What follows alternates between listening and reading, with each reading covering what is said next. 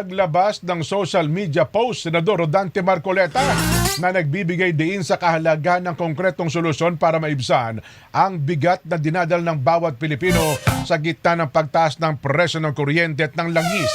Binanggit po ni Marcoleta na kamakailan ay naitala rin ang Pilipinas na may pinakamahal na kuryente sa buong ASEAN para sa buwan ng Hunyo. Kahit pansamantala siyang hindi nakakasama sa kaganapan daw po sa Senado, nais niyang ipagpatuloy ang pagsusulong ng kaniyang mga panukalang batas. Kabilang na po dito ang pag-alis ng 12% VAT sa kuryente at gawing libre ang mga kumukonsumo ng 200 kWh bilang subsidy.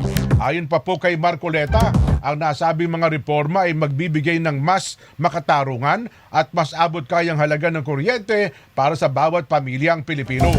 Umaasa naman siya na sa pakikiisa ng kanyang mga kasama sa Senado ay agad na maisasakatuparan daw po ang panukalang batas para makapagbigay ng tunay at pangmatagalang ginhawa.